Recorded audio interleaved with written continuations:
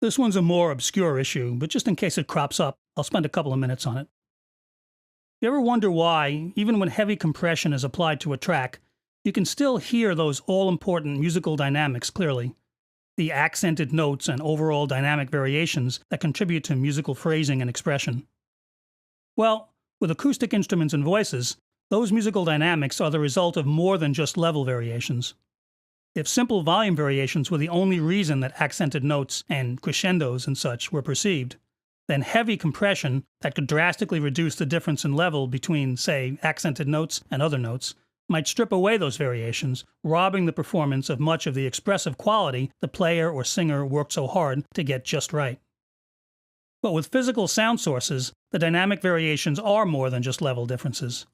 When a player or singer produces louder notes, besides the volume difference, there's also a tonal variation.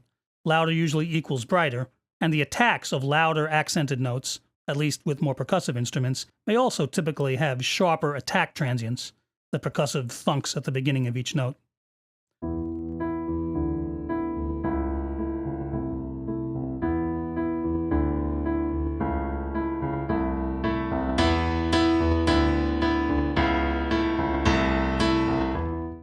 Even if heavy compression were to strip away some or most of the volume differences, these other hallmarks of varying musical dynamics will still be there, clearly audible, and they'll preserve the sound and energy of louder notes and phrases, preserving the important musical accents and dynamics.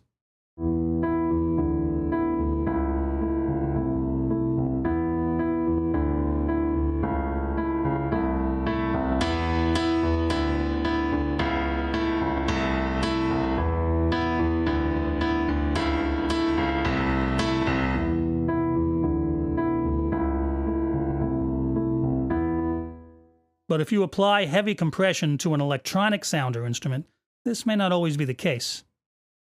Now, the best sampled emulations of real instruments go to great lengths to include all these variations. When you play louder and softer, higher and lower MIDI note velocities, different sample layers are triggered, and each layer has captured not only the volume differences of the real instruments being played louder or softer, but the varying attacks and tonal qualities of louder and softer played notes as well. So these hyper-realistic sampled instruments will respond to compression pretty much like their real acoustic counterparts. Their musical dynamics will be preserved in the same way.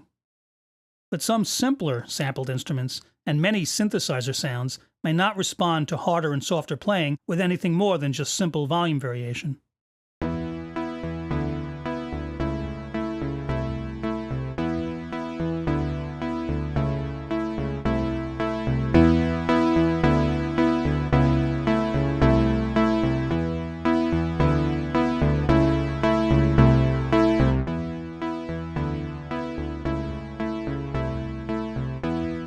Synth sounds especially don't necessarily need to vary attack and tone with louder and softer playing, since they're not trying to emulate a specific real instrument's actual acoustic response, and they sound just fine as they are. But a certain musical phrase or an arpeggiated or sequenced synth figure will still have, say, accented notes, purely volume accents, that contribute critically to the rhythmic figure and the musical phrasing.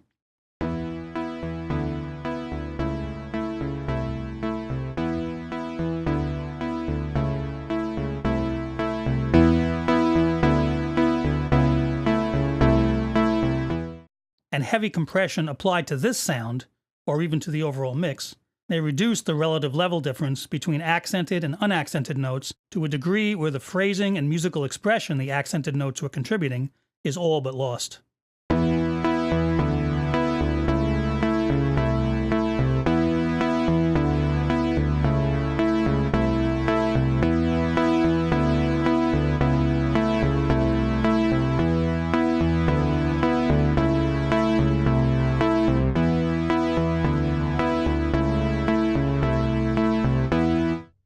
In these admittedly rare cases, there are two ways to go.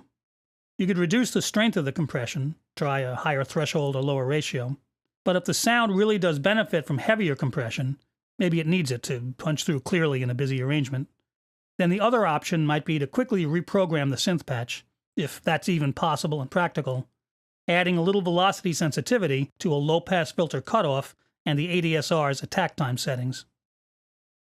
If done well, the synth's tone and response may be only slightly changed.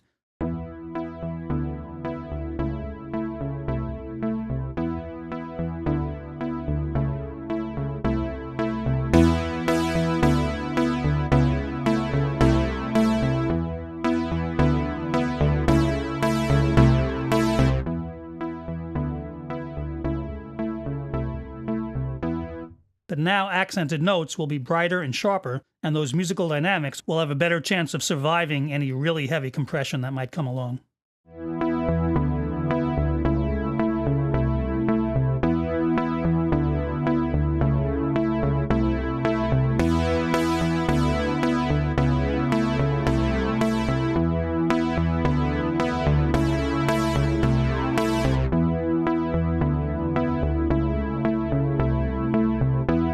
Like I said, this is a fairly obscure issue, but I've run into it now and again, so I figured it was worth a mention.